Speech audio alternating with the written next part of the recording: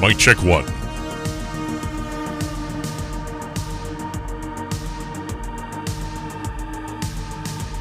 Mic check 1.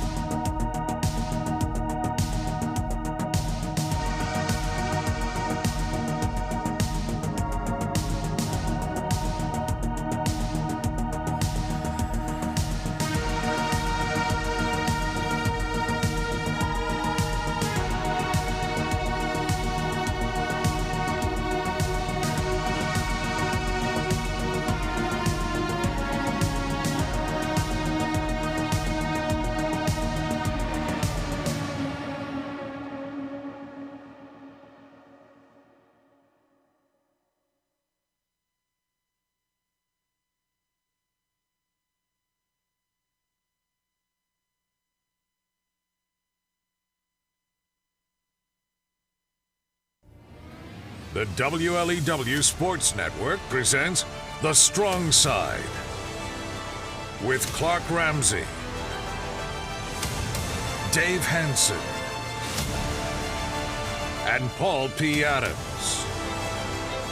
The Strong Side is presented by Active Physical Therapy and Sports Medicine, Randy's Hunting Center, 269 Guns, Thumb Bank and Trust, Thompson Chevrolet, Go Thompson, and Sure Health. Better health, better life. You're listening to the WLEW Sports Network, powered by Agra Valley Services. The first set of postseason hardware has been awarded, and now just 72 teams remain forever in the entire state of Michigan. Good evening and welcome to the WLEW Sports Network's presentation of The Strong Side on Sports Radio 102.1 and also live on YouTube. I'm Clark Ramsey, your host, and joining me tonight is a true professional. He even has a license to prove it. Please welcome Dave Hanson. Thank you, Clark. Paul, good to see you guys. Hopefully it's not the last time I see you guys on Sunday, but sure doesn't look good right now. Also in studio with us is the sports editor of the Huron County View, Paul P. Adams. Yeah, it's good to be back, and if we had to go out, what a great weekend to go out on. We just had some great performances by our area teams. The third week of the season of the postseason is complete, and Cass City, Ubly, and North Huron all advance into the next week. Yeah, they advance, and we don't know when they'll play or if they'll play again. No doubt about it, and those Ubly Bearcats with an outstanding performance, and Cass City, especially the game we got to see. There's a lot of good games to talk about. It's all coming up on Sports Radio 102.1, WLEWSports.com, and also now live on YouTube. Just go to youtube.com and search for WLEWSports.com. Left side or right side, you're listening to The Strong Side, brought to you by Thumb Bank and Trust, Active Physical Therapy and Sports Medicine, Randy's Hunting Center, Thompson Chevrolet and Thompson Car Company, Insure. Better health, better life, are you sure? You're listening to The Strong Side.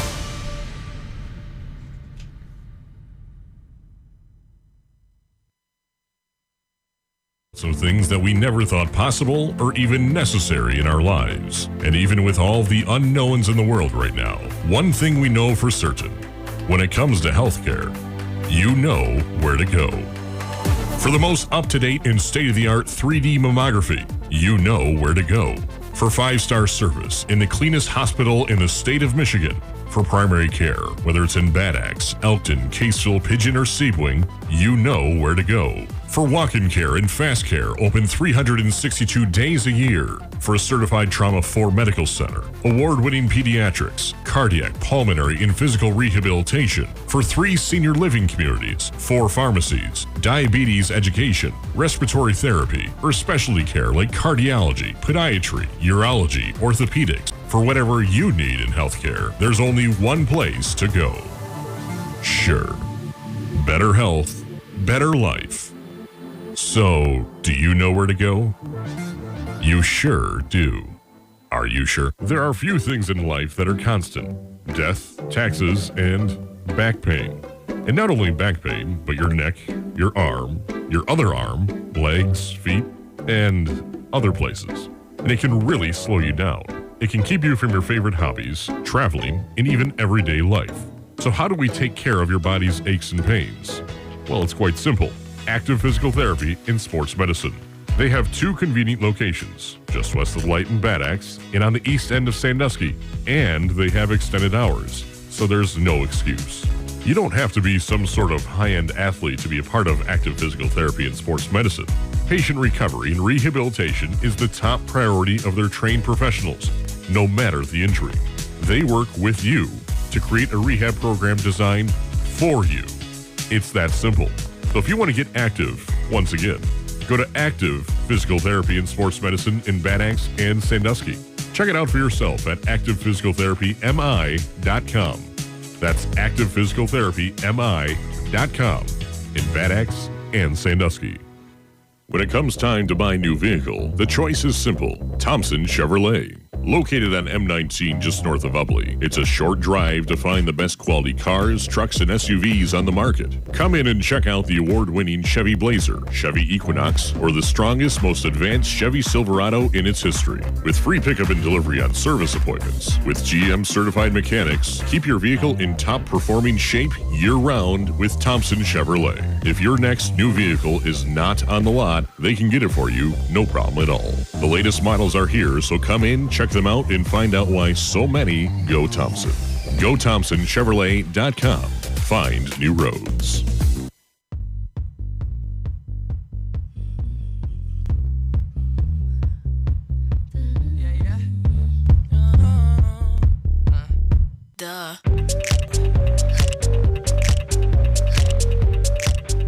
Left side or right side, you're listening to The Strong Side on Sports Radio 1021, WLWSports.com, and also now live on YouTube.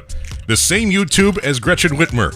Hey, how you doing tonight, folks? It's the 3rd week of the postseason is behind us. Let's take a look at that scoreboard. And we'll start out in 8-player football, Division 1. This is the larger schools of 8-player football. In Morris, the last NCTL team in Division 1 remaining. And defending 8-player state champion Division 1, they go down, and they go down hard. They lose to Adrian Lenawee Christian 49-0 over the weekend. Saturday, it was 28-0 at halftime. Adrian Lenawee Christian, the Cougars, put up 21 more points in the second half and shut out the Orioles 49-0. Morris, last year's 8-player champion. Lenawee Christian last week beat Mayville 78-14. They mean business. Oh, no question. I've been on this Adrian Lenawee Christian bandwagon for quite a while, dating back into the regular season, just looking at the opponents that they've been playing. And then when they start playing some opponents that we know, they have absolutely demolished Mayville and Morris. And I'm not surprised that they beat Morris. I'm surprised that they beat Morris 49-0. I don't think anybody saw that coming, and it just goes to show what kind of a quality program this really is. And I think, obviously, the odds-on favorite to win in Division 1.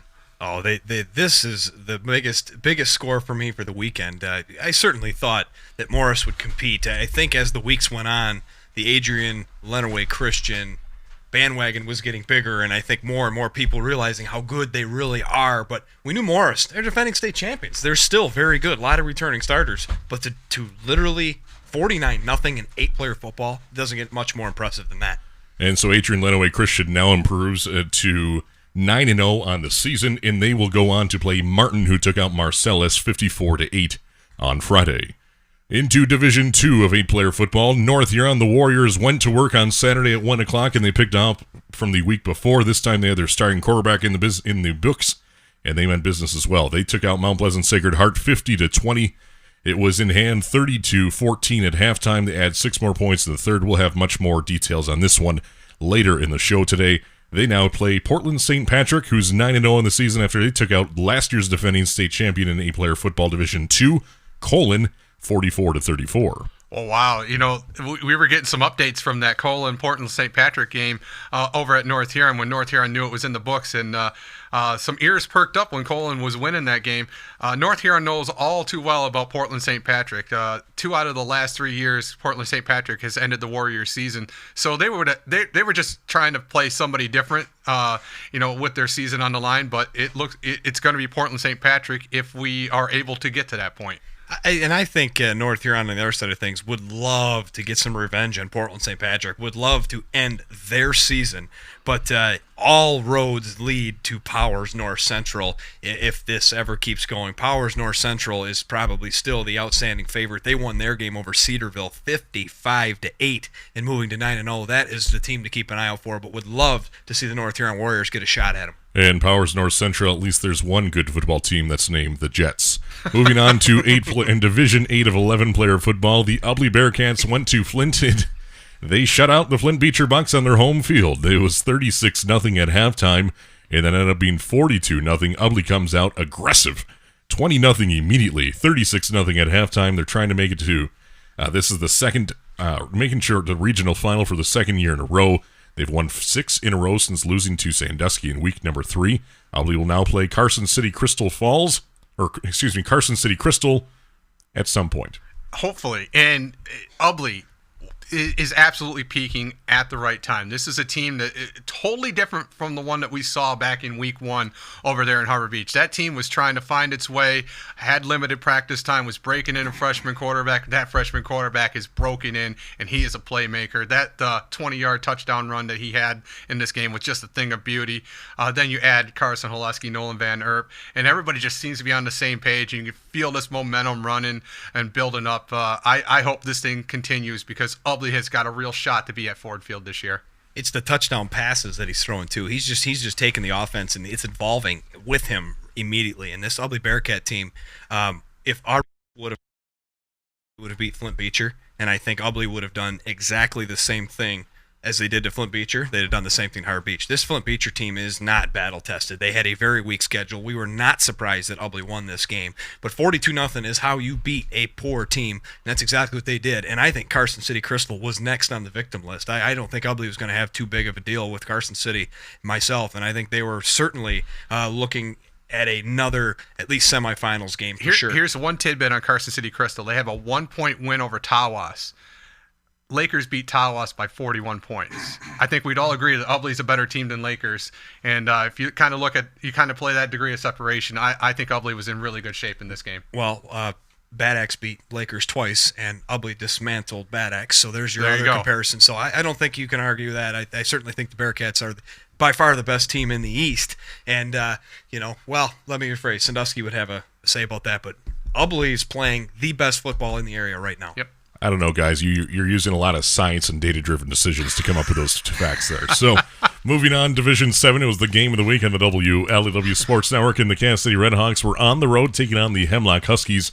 Both teams undefeated entering the ball game in Kansas City. Ends up victorious. Let's take it right into that one. In the first quarter, the very first drive, just 4 plays into the ball game, and Hemlock scores on their 4th play of the drive. From 53 yards out, Robert Napick, the tailback, finds the end zone. The 2-point conversion fails. It's 6-0 Hemlock leading.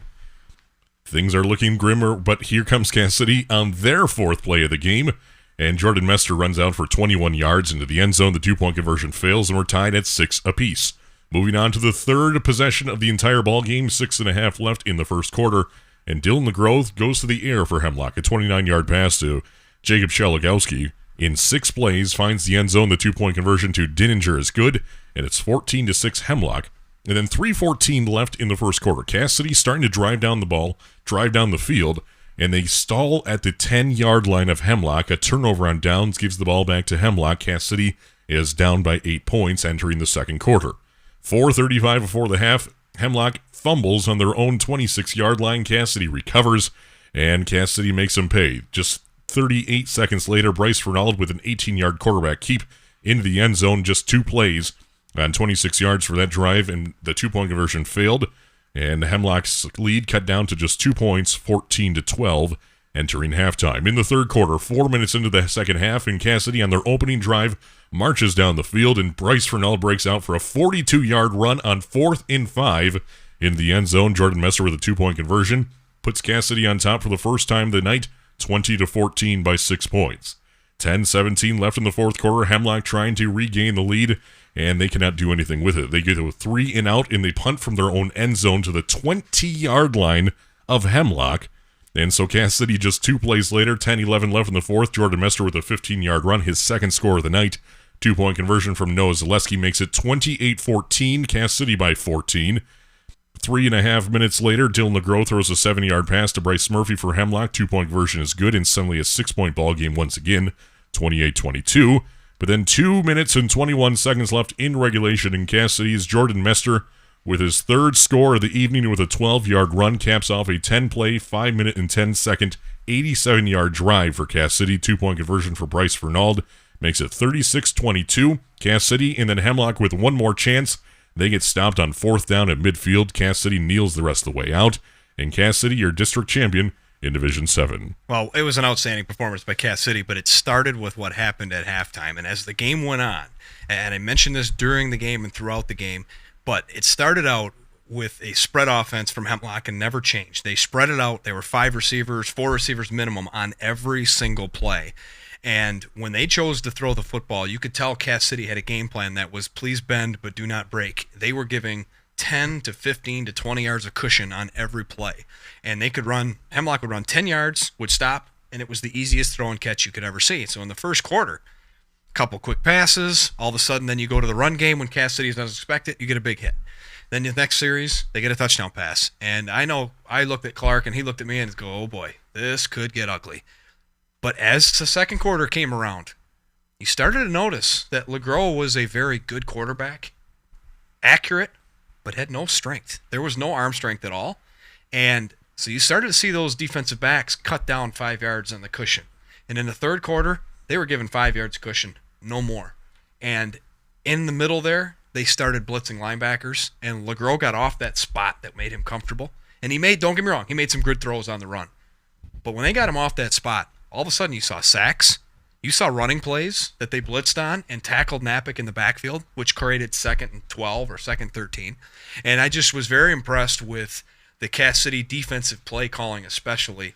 And part of it is Hemlock was very telegraphic for how they were giving their plays away. Dan Banky was up there calling every single play.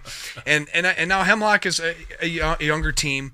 Their coach would give hand signals. And I talked to some Cass City players afterward and coaches afterward, and they said that there was other tells. You could tell Dylan LeGros was giving plays away. He acted differently when he had the football. He acted differently when it was a pass play coming, just by the way the line stood. Everything changed. They telegraphed everything that they did when it was going to be run or a pass. And I give credit to Cass City recognizing those patterns, and that's why Napick was irrelevant in the second half. Because when he had the football on a running play, they just blitzed it. It didn't allow any run after contact. He was tackled for a loss. And then those corners started creeping up. They took away the passing game. And you can say all you want about Jordan Messer. He absolutely carried this team. But it was the carries that Bryce Fernald had. Because Alex Perry was blocking and Noah Zaleski couldn't get anything going. It was the carries that Bryce Fernald made that kept this offense on the field. And in the second half, they just blew the doors off him. It was just a very impressive sequence, how the game started to how it ended, and Cass City won the chess match of a football game. I think it comes down to preparation, like you said, Dave, with this Cass City coaching staff. 2 weeks in a row, Cass City's had kind of suspect first halves. They have made such great second half adjustments. You look at what they did to Sandusky the week prior. They completely shut down Sandusky when Sandusky was running all over them in the first half, and Sandusky got nothing in the second half. Hemlock had some good things going, like you said, and you could just see they made those adjustments. They bent, but they didn't break. They kept themselves in the game. They stayed true to who they are, too. Cass City didn't panic and start trying to throw pass for pass with Hemlock either. In fact, they only threw one pass. 53 rushing attempts or 366 yards for Cass City. They know who they are. They didn't try to pretend to be somebody else, and they have a good enough defense to where if they can settle in and figure out what that opposing offense is going to do, they're going to make you pay in the second half. And I think that's the keys that really won them the game. And I think when you look at those 53 carries, that wears the other opposing defense down too. Hemlock had to, I wasn't there, but listening to you guys, and Hemlock had to be just tired of getting hit and run over by a really stout Cass City offense. Hemlock got one touchdown in the second half, and it was, it was an important touchdown, but let's be real. It was with 7 minutes left in the game. It was, at that point, it was a garbage time touchdown. Cass City didn't mind giving up that score because then their offense come back on the field. And what's not in the notes there is after that touchdown, Finkbeiner kicked it over the head of the special teams guy, and that ball died like at the 5-yard line inbounds. And the special teams, it might have been Alex Perry, it doesn't matter, Zaleski maybe, he had to go turn his back to the defense, pick up that ball at the 5-yard line, and he barely got it past the 10. And that Cass City offense, even after that mistake, with a 1-score lead, goes right down the field, capped off by a Jordan Mester 12-yard run. And when he scores, this game is done. Hemlock has nothing left. They did attempt a few passes, and then there was a questionable pass interference call, but it doesn't matter. Even if they would have scored, they weren't getting 2 scores on this defense. And so props to Cass City. Everything that we talked about is absolutely accurate, and it took an absolute team effort, preparation. They sniffed out what they were going to do, and absolutely, as the game went on, made sure that they kept continuing in the right direction and finished off a very good Hemlock team. You talk about mistakes too, Dave. Cass City commits two penalties, 10 yards. Hemlock, 7 penalties, 65 yards, 2 turnovers to no turnovers for Cass City. So, again, Cass City playing its game, playing good thumb football, disciplined football. It reminds me so much of Ubly. When we talk about Ubly, you see the same things. No penalties, no turnovers. Same thing here for Cass City. If you do that with the kind of running game they feature and you're forcing your opponents into 2 turnovers and 65 yards worth of penalties, more times than not, that is a recipe for success for a team as good as Cass City. When Cass City was all said and done on the night, they had 366 yards of offense on 5 touchdowns. Hemlock right around 311 with 199 through the air, 112 off the ground on a total of 44 plays. Just 3 touchdowns for Hemlock, 5 for Cass City. One of those penalties for Hemlock really negated any type of progress they possibly could have had, and with that unsportsmanlike conduct on the coach, which kind of pushed him back on that 4th down. And when you have a quarterback who can't throw that far, he couldn't throw to the original line of scrimmage, let alone the 1st down marker. Right. It was on 2nd down. He got the penalty. On 2nd down, the quarterback was under duress, and he threw one right at us. It was close to midfield, and he threw it a straight line right at us. And the Cass City defender ran into the wide receiver. Now, the receiver made the catch, a spectacular catch, but he was hit before it got there. Not vicious or malicious or anything like that, but clearly made contact before. I would have felt that it was pass interference. We heard later that they ruled it a backwards pass, meaning it's a glorified handoff, so it's an absolute legit play to hit that guy. I think they missed that. I think they missed a pass interference call. Again, I don't think this matters. Cass City, I still think, wins, but it completely took the wind out of Hemlock's sails because the coach is upset. He gets 15 yards. Now it's 2nd and 29. They get a 5-yard pass. Now it's third and what'd you say, Hemlock? They had to go all the way into town to get the 1st down. And, yeah, you saw him try to throw it downfield, and it was a wounded duck. It was not part of his game, and that was it. That was the end of the game. Cass City's defense knocked that pass down and got pressure on him on 4th down. They had nothing. Cass City ended up with 10 first downs in the night. Leading the way, Jordan Mester on rushing the ball, 22 carries, 190 yards, and 3 scores. Bryce Fernald, the quarterback, 12 carries, 78 yards there, and 2 scores. Noah Zaleski with 11 carries, 65 yards, and Alex Berry, 8 carries for 33 yards. Robert Napick, leading rusher for Hemlock, 18 carries, 112 yards, and a touchdown, as well as a fumble. The next rusher, Espen Miller, 1 carry for 11 yards. Through the air, Dylan LeGros, 21 of 32 with 1 interception for 199 yards and 2 touchdowns. Cass City now advances to play Ithaca in the regional final. That game will be Saturday. Well, it was supposed to be Saturday at 1 p.m. in Ithaca. We all know how that turned out. It's time for a short break. When we return, we'll take a look at the Ubly Bearcats traveling down to Flint. Left side, right side, you're listening to The Strong Side on Sports Radio 102.1.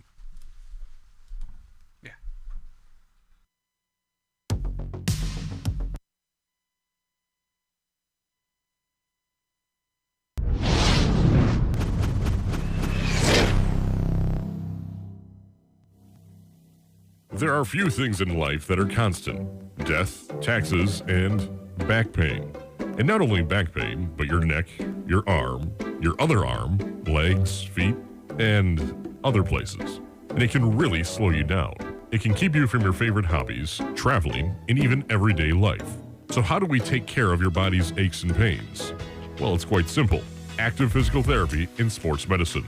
They have 2 convenient locations, just west of Light and Bad Axe and on the east end of Sandusky. And they have extended hours, so there's no excuse.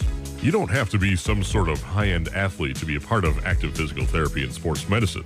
Patient recovery and rehabilitation is the top priority of their trained professionals, no matter the injury. They work with you to create a rehab program designed for you. It's that simple. So if you want to get active, once again, go to Active Physical Therapy and Sports Medicine in Bad Axe and Sandusky. Check it out for yourself at activephysicaltherapymi.com. That's activephysicaltherapymi.com in Bad Axe and Sandusky. When it comes time to buy a new vehicle, the choice is simple: Thompson Chevrolet. Located on M19 just north of Ubly, it's a short drive to find the best quality cars, trucks, and SUVs on the market. Come in and check out the award-winning Chevy Blazer, Chevy Equinox, or the strongest, most advanced Chevy Silverado in its history. With free pickup and delivery on service appointments. With GM-certified mechanics, keep your vehicle in top-performing shape year-round with Thompson Chevrolet. If your next new vehicle is not on the lot, they can get it for you, no problem at all. The latest models are here, so come in, check them out, and find out why so many go Thompson. GoThompsonChevrolet.com. Find new roads.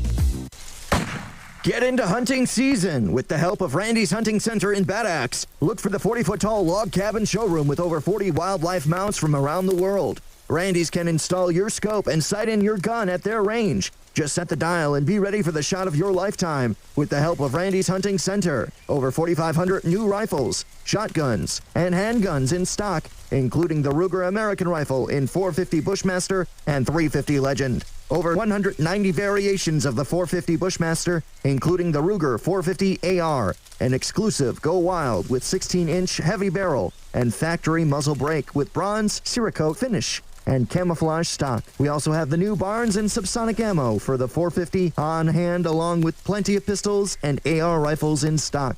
Hi, I'm Randy Brown. Get your best deal at Randy's Hunting Center at the east end of Bad Axe. Call 269-GUNS, 989-269-GUNS.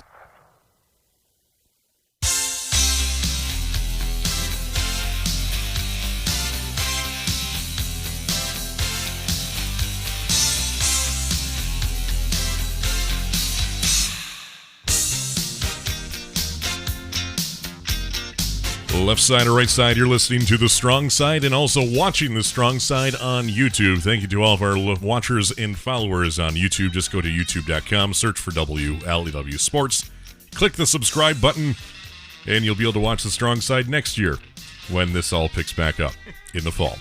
All right, let's talk about the Ubly Bearcats and the Flint Beecher Bucks in Division 8 football. And in the first quarter, Ubly came out firing. 4 minutes in the ballgame, Carson Husky with a 17-yard run. The two-point conversion fails. It's Ubly 6-0 leading over Beecher. Just 3 seconds later, Ubly kicks off. The kickoff, I watched this on the replay as well. Ubly kicks off. It appeared it was going out of bounds, and it checked up like they were playing at the Masters. And it stays in bounds, and Levi Peruski recovers at the 35-yard line. 4 seconds later, the first play of that drive, Carson Husky with his second score of the night. A 35-yard run. The two-point conversion from Carson Husky is good, and it's 14-0 Carson Husky, Beecher 0. 3:59 left in the first quarter. Still Evan Peruski, quarterback keeper from 20 yards out, makes it 20-0 after its failed two-point conversion. And then on to the second quarter. 5:57 before the half. Carson Husky with his third score of the night, a 1-yard dive as Carson Husky two-point conversion makes it 28-0 Ubly. And then Beecher fumbles at the Ubly 28-yard line. Bearcats recover, and with 1:21 left in the second quarter, Carson Husky with another score, 28 yards out this time. Another Carson Husky two-point conversion makes it 36-0 Ubly, and that would be your halftime score, which means there's a running clock scenario starting into the third quarter, and at that point, it is 36-0, 1:21, no scoring in the third quarter. Move on to the fourth quarter, 9:35 left in the fourth. And Logan Mueller with a 12-yard run, 2-point conversion fails. It's Ubly 42-0. Flint Beecher over Flint Beecher for their district championship. Before I get into the game, before the game, I found out that this was Carson Haleski's 18th birthday, and I was like, what's Carson Haleski got in store tonight? Well, he did not disappoint. It wasn't quite the show that he put on almost a year ago against Saginaw Nouvelle when he had the 6 touchdowns. But he ends up with 177 yards, the 4 touchdowns on 20 carries. 175 of those yards came in the first half. It was absolutely awesome to watch.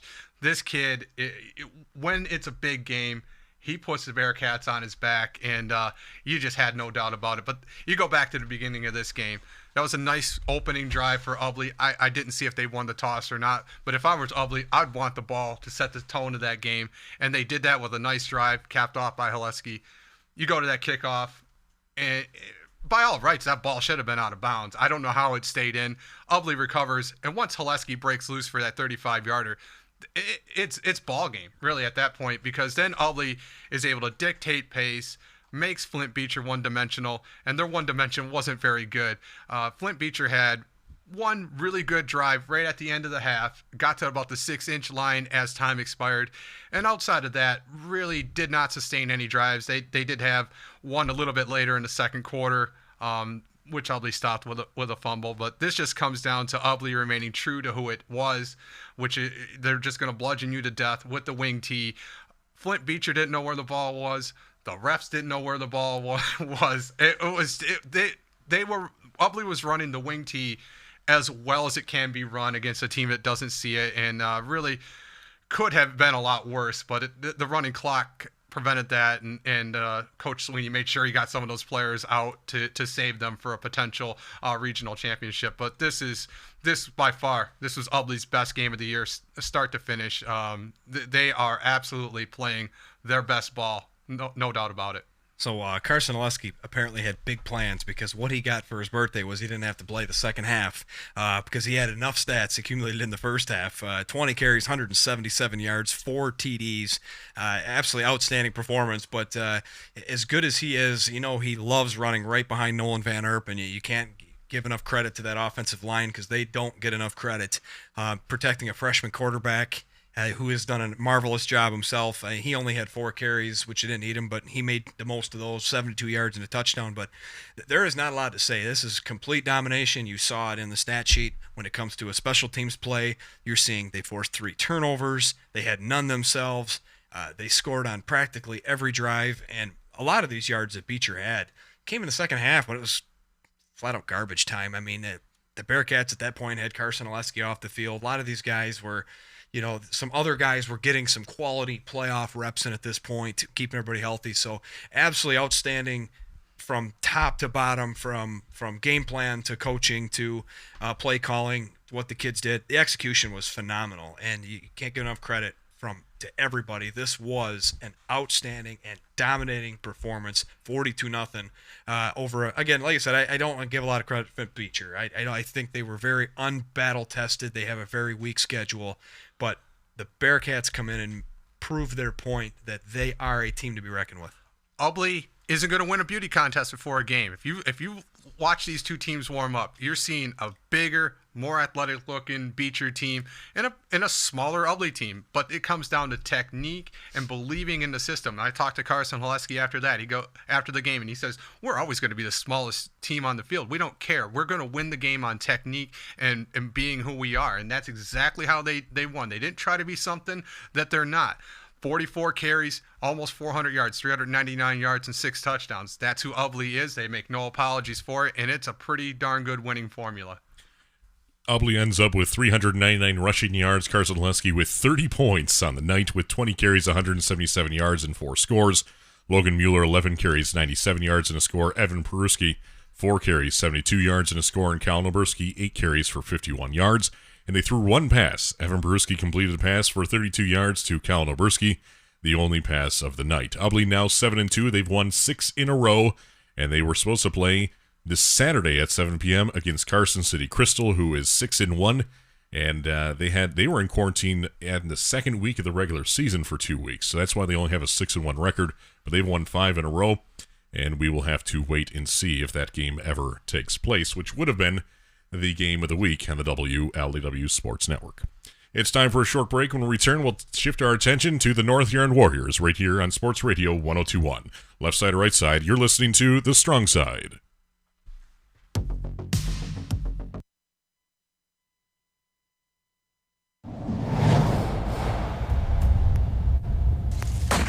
Get into hunting season with the help of Randy's Hunting Center in Bad Axe. Look for the 40-foot-tall log cabin showroom with over 40 wildlife mounts from around the world. Randy's can install your scope and sight in your gun at their range. Just set the dial and be ready for the shot of your lifetime with the help of Randy's Hunting Center. Over 4,500 new rifles, shotguns, and handguns in stock, including the Ruger American Rifle in .450 Bushmaster and .350 Legend. Over 190 variations of the .450 Bushmaster, including the Ruger 450 AR, an exclusive Go Wild with 16-inch heavy barrel and factory muzzle brake with bronze Cerakote finish and camouflage stock. We also have the new Barnes and subsonic ammo for the .450 on hand, along with plenty of pistols and AR rifles in stock. Hi, I'm Randy Brown. Get your best deal at Randy's Hunting Center at the east end of Bad Axe. Call 269-GUNS, 989-269-GUNS. When it comes time to buy a new vehicle, the choice is simple. Thompson Chevrolet. Located on M19 just north of Ubly, it's a short drive to find the best quality cars, trucks, and SUVs on the market. Come in and check out the award-winning Chevy Blazer, Chevy Equinox, or the strongest, most advanced Chevy Silverado in its history. With free pickup and delivery on service appointments. With GM-certified mechanics, keep your vehicle in top-performing shape year-round with Thompson Chevrolet. If your next new vehicle is not on the lot, they can get it for you, no problem at all. The latest models are here, so come in, check them out, and find out why so many go Thompson. Go ThompsonChevrolet.com. Find new roads. For well over 125 years, we've taken a large measure of pride in our community support. Nowhere is it more evident than in the spirit shared with our area school sports teams. This is Cindy Cruzy from Thumb Bank and Trust. It takes hard work and dedication to make a successful team. At Thumb Bank, we're a team of financial experts working for your success. Whether it be for your college education, your home, a car loan, agribusiness, commercial lending, or a checking, savings, or retirement account, we'll help you achieve your goals and win the game of life. Thumb Bank and Trust, with offices in Pigeon, Cass City, Caseville, Bad Axe, and Bay City. Community strong for 125 years, an equal opportunity lender and member FDIC. You get nothing. You lose. Good day, sir.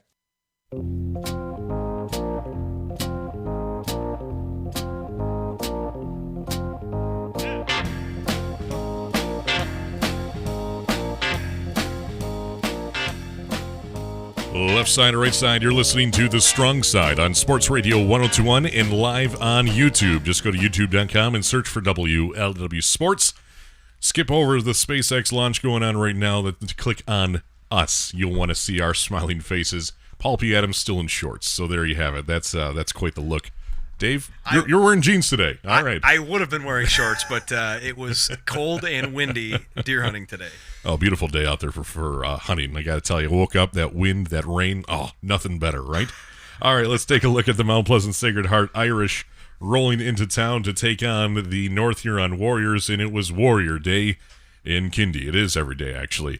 5:18 left in the first quarter. Will Case, returning off of an ankle injury from the week prior, runs in from 7 yards out. The quarterback keeper, 2-point conversion fails. North Huron leading 6-0, but 1 second left remaining in the first quarter, and Sacred Heart finds the end zone. Gabe Ruckles with a 1-yard run. PAT fails at 6-6. North Huron and Mount Pleasant Sacred Heart. Into the second quarter, 4 minutes into the second quarter, Will Case with his second score of the night throws a pass to Shornack for a 14-6 lead by 8. And then Christian Brown with a 34-yard run. 2-point conversion from Moore is good. 22-6 North Huron.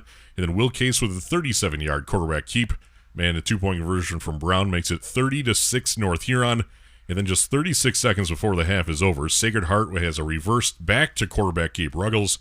And the 2-point conversion is good, and it's 30-14, a 16-point lead for the Warriors entering halftime. 4.5 minutes in the third quarter. Will Case with yet another score is fourth of the afternoon at that point with a 1-yard run. The 2-point conversion fails. It's 36-14 North Huron. On to the fourth quarter, 10 seconds into the fourth, and Sacred Heart with a Ruggles 9-yard pass to Luke Predum. 2-point conversion fails. It's 36-20 North Huron.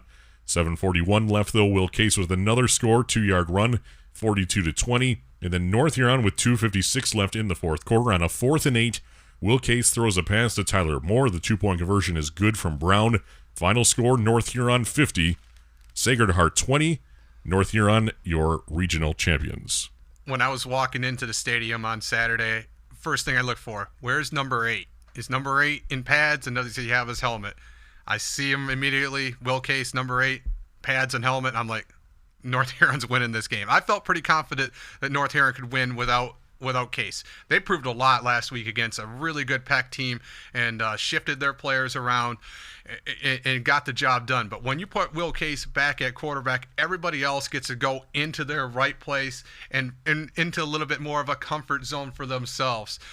What goes unnoticed is obviously Will Case had himself a ball game. He had 6 touchdowns. But a real key to this game was Christian Brown. With 160 yards, he became a workhorse with 21 carries. In last week's big player, Tyler Moore, shifts back to his receiving and blocking position, which just makes North Huron even stronger. It was everybody back in their positions, which allowed Will Case to have such a big game. The 37-yard touchdown run in the second quarter is what stands out most to me. Will Case ran right by me on the sideline, and then he ran back, and he had 2 words, only 2 words, and he kept saying them over and over and over. I'm back, I'm back, I'm back. Up until that point, an ankle injury is a really tough injury if you haven't suffered it. It's about believing in your body again and getting your mind to believe that it will work. And you could see that he was just kind of, shuffling his way through the game, not knowing if he was actually, back at full strength. But he pulled away from some Mount Pleasant Sacred Heart defenders, and from that moment on, you knew North Huron was going to win that game because Will Case was back, and the Warriors fed off of that. It was just another example of a team just doing exactly what it does, being itself, and imposing its will on its opponent. I agree with a lot of that, but I definitely agree with the fact that I felt very comfortable that North Huron was going to win this game, whether Will Case was at 100% or whether he even played. Obviously, him playing, they blow the doors off Mount Pleasant Sacred Heart, but I thought Tyler Moore, did an excellent job at the quarterback spot. But where he slides into is not much of a role where he gets a ton of pats on the back. But again, like you said, you put him on the edge. He's their best edge blocker. Then on the other side of things, he ended up getting a few carries. He didn't do a whole lot with those 7 carries, but 2 big catches for 63 yards and a touchdown.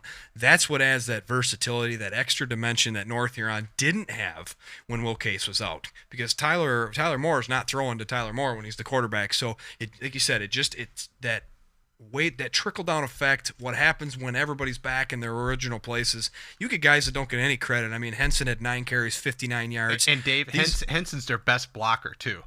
He if you look at any of the running plays, number 22 is right out there. But just like that, he even gets a few carries, too. And look what he does with his carries. So Will Case just 4 for 9 through the air, but 86 yards and a score, no turnovers. This team had it rolling, and we just got talking about the Bearcats rolling and playing their best football. Does this team not look like they're playing really good football and very happy to see their quarterback back? They absolutely played like it, and defensively, to only allow 20 points at this point in the playoffs in an 8-player game is pretty impressive, too. North Huron ends up with Will Case, 13 carries, 106 yards, and 5 scores. Christian Brown, 21 carries, 160 yards, and a score. Henson with 9 carries, 59 yards, and Tyler Moore, 7 carries for 18 yards. Tyler Moore also brought in 2 receptions for 63 yards and a score, and Shornack brought in 2 receptions for 23 yards. North Huron was on track to travel to Portland St. Patrick, who had a dogfight with Colon. Portland St. Patrick pulls it out in the fourth quarter there to beat Colon, and North Huron would have traveled there, and the game would have been Saturday at 1 p.m. It's time for a short break. When we return, we will take a look at the opponent of the Ubly Bearcats, as well as preview all of our playoff games that would have occurred next week. Left side or right side, you're listening to The Strong Side on Sports Radio 102.1. A new vehicle. The choice is simple. Thompson Chevrolet. Located on M19 just north of Ubly, it's a short drive to find the best quality cars, trucks, and SUVs on the market. Come in and check out the award-winning Chevy Blazer, Chevy Equinox, or the strongest, most advanced Chevy Silverado in its history. With free pickup and delivery on service appointments. With GM certified mechanics, keep your vehicle in top-performing shape year-round with Thompson Chevrolet. If your next new vehicle is not on the lot, they can get it for you, no problem at all. The latest models are here, so come in, check them out, and find out why so many go Thompson. GoThompsonChevrolet.com. Find new roads. This is Mike LePage from Thumb Bank and Trust. At Thumb Bank, we are a proud supporter of our local communities and school athletics. No team is complete without a good coach. Let Thumb Bank and Trust be your guide for the personal service, professional excellence, and 125 years of financial experience that any team needs to succeed. Stop by any of our offices and let us show you the winning difference that is Thumb Bank. Thumb Bank and Trust with offices in Pigeon, Cass City, Caseville, Bad Axe, and Bay City. Community Strong for 125 years is an equal opportunity lender and member FDIC. Clark Ramsey here, and I'm being joined by Sure Senior Living Manager Matt Raymer. Hi, Clark. Not everyone realizes the full capabilities of Sure Senior Living right here in the Thumb. You're right. We have 3 different living communities at 3 different levels. Independent living, we have Country Bay Village. Assisted living, Country Gardens. And then for 24-hour nursing care, we are proud to have long-term care. In your opinion, what's the biggest benefit of living in one of Sure's 3 senior living communities? Honestly, it's a variety of things. Convenience, quality of living, and peace of mind. Our residents don't have to worry about home maintenance, mowing the lawn, doing laundry in the basement, and the big one, shoveling snow in the winter. So, how can everyone find out more about Sure Senior Living? The best place to start is to go to the Senior Living section on sure.org. We have a lot of information available on there for your convenience. So that's sure.org/senior living. Or just go to the Services tab and click on Senior Living. Whether you're interested in Country Bay Village, Country Gardens, or long-term care, check it out and see what kind of great resource we have right here in our own backyard. That's sure.org/senior living. Sure Senior Living. Better health. Better life.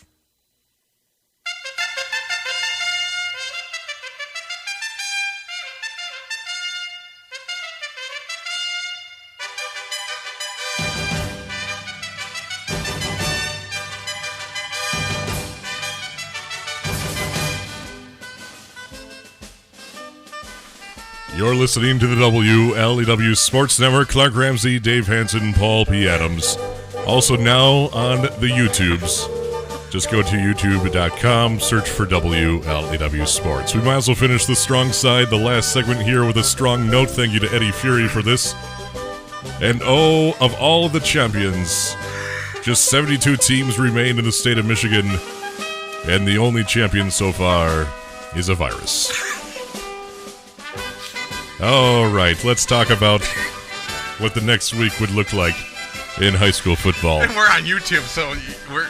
Yeah. Normally you can only hear us cracking up. Yeah, There's a history to that, though. Yes. This goes back, a decade. Yeah. The Back song in just Harbor keeps Beach, going, right? too. I have no clue how long it goes It back. was a tailgater broadcast, Yes, and you I did did. an impromptu... I jumped on with Eddie. Yes. That's right. All right, so Ubly would have been hosting Carson City Crystal, the Eagles, this Saturday. At this song's still going at 7 p.m. Carson City Crystal, they took out Fowler, also the Eagles, 21-2, and that's now a rivalry game, mind you. Carson City Crystal and Fowler. Carson City Crystal has pretty much won every single game. It might have a better trophy than the Land Grant Trophy between Penn State and Michigan State. That doesn't say much. But all right, let's go on to this. At the end of the first quarter, it was Carson City Crystal by 8 points. First 2 drives for Carson City Crystal ended in lost fumbles. And then on the fourth drive of the night, they finally find out Zane Forrest, the quarterback, with a 63-yard run. Let's just stop that music now. Followed by Zane Forrest, the quarterback keeper, with a 3-yard run. 1:55 left in the first quarter. And then a Forrest run makes it 8-0 Carson City Crystal. In the second quarter, Fowler, next drive, they fumble. So Carson City Crystal's back in offense, 9:45 left in the half, and Kyler Stone with a 10-yard run on a 2-minute drive. The PAT is good. And it's 15-0 Carson City Crystal. Into the end of the second half, Fowler on the first drive of the second half, a 7-minute and 35-second drive, stalls in the red zone. They couldn't get anything going. And then Carson City Crystal back on offense, 2:40 left in the third. On fourth down, on that long drive on Fowler for Carson City Crystal defense, their long snapper, who's a sophomore, goes out with a defensive injury. So they bring in the backup long snapper.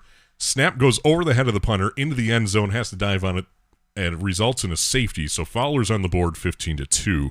Carson City Crystal still leading. Fowler then is intercepted by Carson City Crystal's Bryce Stanley on the ensuing drive. Into the fourth quarter, Kyler Stone breaks out for a 45-yard run, makes it 21-2. Carson City Crystal with your win, and the redistrict championship would have gone on to play in Ubly this Saturday at 7 p.m. Would have been a great game, but their quarterback is strong. He's 6'4", 240 pounds. He's a big kid, can throw the ball a lot. He's had a lot of stats here: 73 carries in the year for 577 yards, 63 of 94 passing for over 1,100 yards of offense on passing the ball and 13 touchdowns.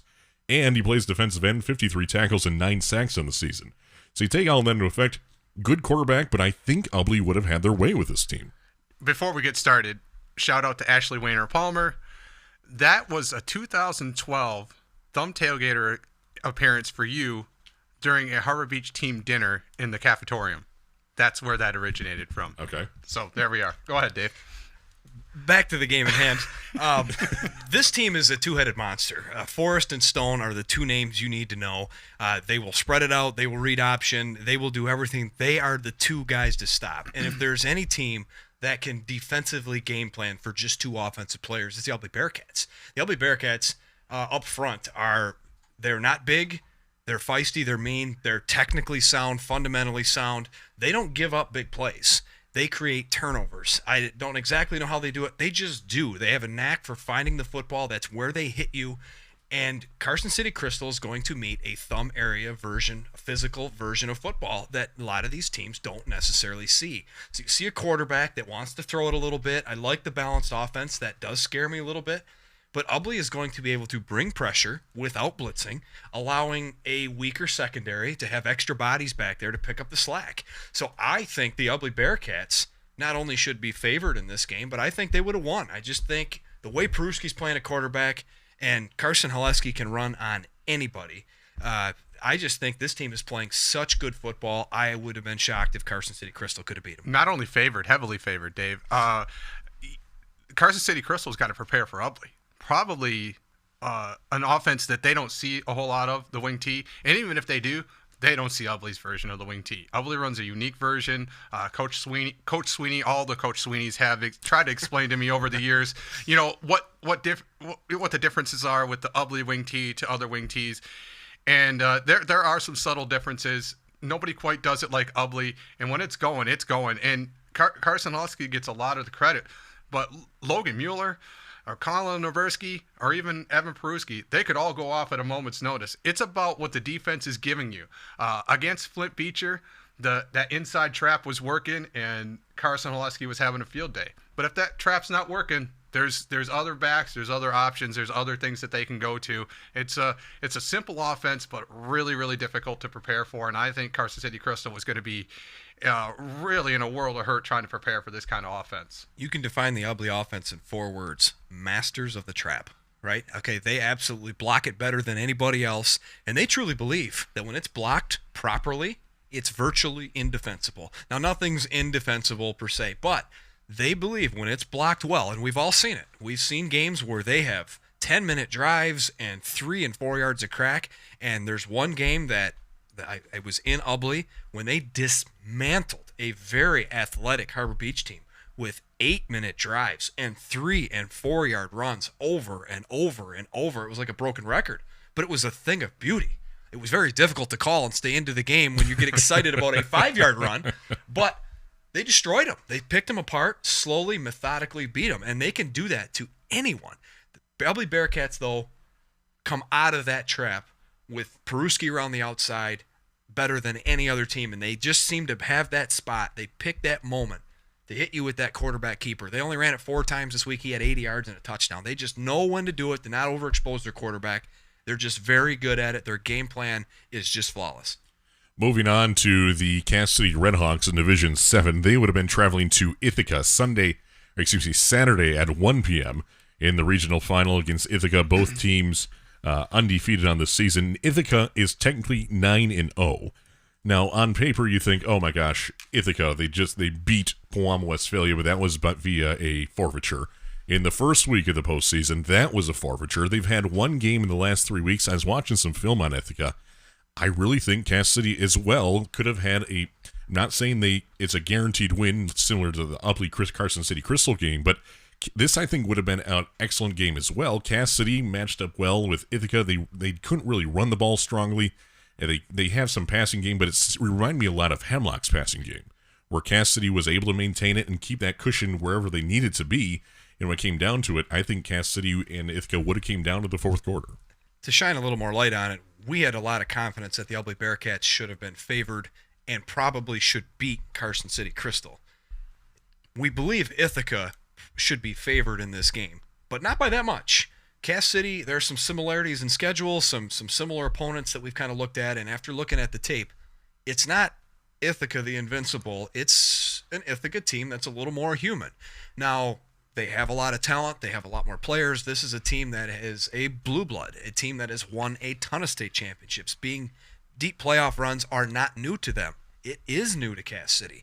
So there's a few things working against Cass City, but if they can take that I don't have anything to lose mentality and throw your best punches chance at Ithaca, they're probably roughly a 10-point dog in my opinion. But that is not something that they can overcome. I mean, they can absolutely overcome that at any point in time. This Cass City team is playing good football and make adjustments on the fly well and can give Ithaca a good run for their money.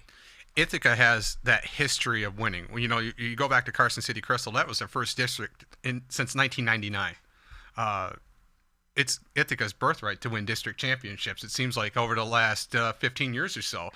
You look at the success that this program has had, and for comparison's sake, this is a city that's really not much bigger than Bad Axe. It's a public school. This isn't a private school drawn from a bunch of other schools. This is a public school that's built itself into a powerhouse. So that's what gives Ithaca a little bit of an edge, is even these kids who may not be as good as the ones that preceded them, they have come up in a winning environment. They expect to win. They know what it is to win. They expect themselves to win, and that's what they're brought up in. And when that's all you know is winning, it does make a difference. But when a poor season ends with a quarterfinal, with a semifinal loss, they play competitive football 2, 3, and 4 extra weeks longer than most other teams do in the state. They're just a great program. They've been run very well for many years. They get a lot of good talent, and they do a lot with it. They don't underachieve very often. So when you go in there and someone goes to Ithaca and beats them, especially on their own turf, you have to play a very good ball game. You have to bring an A-plus game. And if you don't, Ithaca will bury you. Moving on to 8-player football, the last team in the NCTL still live, the North Huron Warriors. We're traveling to Portland St. Patrick on Saturday at 1 p.m. The Warriors against the Shamrocks. North Huron, of course, beat Sacred Heart 2 weeks ago, lost 16-51 last year to Portland St. Patrick in the regionals. 2017, they met in the state semifinals against St. Patrick. They lost that one 14-33. Portland St. Patrick, they had to score 22 points in the fourth quarter to defeat last year's champion, Colon. Their quarterback, Connor Cross, 18-26 passing, 290 yards and 3 scores, rushing the ball as well, 104 yards and 3 touchdowns. So Portland St. Patrick, very strong quarterback. North Huron, very strong quarterback. Similar styles going head-to-head here in a perfect world. Yeah, but this is still going to be a tall order because North Huron's got to get the ghosts of losing to Portland St. Patrick out of its head. Two times now in the last 3 years, North Huron's traveled down there, and that's where their season has ended, including last year. So this has just kind of been North Huron's kryptonite. Not saying North Huron can't win, but when you lose to a team, multiple times, it starts to build up in your head like, what do we got to do to beat these guys? And when you look at Portland St. Patrick's body of work, this is a solid team. I picked them as one of the favorites in Division II from the beginning, and I stand by that. If North Huron could win this game, obviously, hey, they could win a state championship. But it's going to take a perfect game. North Huron has it. They have the defense, they have the offense to play a perfect game. They certainly do, and it would have been a great matchup. And on paper, they do have a lot of similarities. And it starts with an athletic quarterback that certainly carries the load, and the entire offense runs through them. And it was great to see Will Case play a good game, show that he is back and ready to go, and that provided that extra jolt of energy for the Warriors, and that was exactly what they needed. A big win to bring some momentum into a game where that's what they needed. They needed momentum, and they need that thirst, that hunger to say, you know what, we are done losing to Portland St. Patrick. We are beating them this week. Well, that was the plan. Yeah, and for just to clarify, if anyone's living in a non-technical world where they're trying to just shut out the news, and I do not blame you one bit, quite frankly, in 2020, but the season has been Suspended. Yes, and we know what happens when you're suspended from school. Yeah, it's just a matter of time until it's canceled. But it's similar to what we saw in the spring, and unfortunately, I do not see this football season ever finishing. Well, let me say this, Clark. When we were in August, and I was in Sandusky when the news broke that we weren't going to have a season, these kids would have given anything to have 9 games. You know, we look at North Huron, we look at Ubly, you know, the teams that are still alive, and they have 9 games in, and some of them, you know, played 6, 7, whatever. They would have given anything to have those games, and we got those games. It's not going to end the way we wanted it to end, but we got something. And let me tell you, the spring athletes would have given anything to have something over nothing. At least these fall kids got something, and it is better than nothing. It sucks, but they got something. They certainly did, and it doesn't look good for winter sports either, again. So we can only do is hope for the best and hope that this thing turns around quickly. Something changes, because something has to change in the favor, especially for these kids. I mean, that has nothing to do with nothing against anybody else that lives in the state, but right now, for what we're talking about, we feel for these kids, and we actually hope the suspension is just a suspension at that, and the brains and powers that be that make these decisions can find a way to finish this season for these kids in a safe manner. And like we say, of course, we want to see that happen. We just after 2020, the way it's been going, not holding my breath by any means. Thank you to all of our listeners all season long, all 4 episodes here of The Strong Side. Thank you to Dave Hanson, Paul P. Adams for being in studio here with us. And thank you to all of our listeners and watchers on YouTube. If you have not already, go to youtube.com.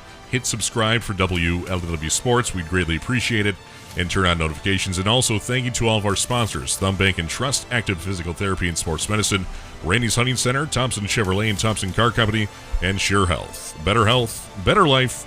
Are you sure? So on behalf of Dave Hanson, Paul P. Adams, I'm Clark Ramsey. Thank you for listening to The Strong Side. Thank you to all of our students and athletes out there. Stay safe, and we'll see you on this other side.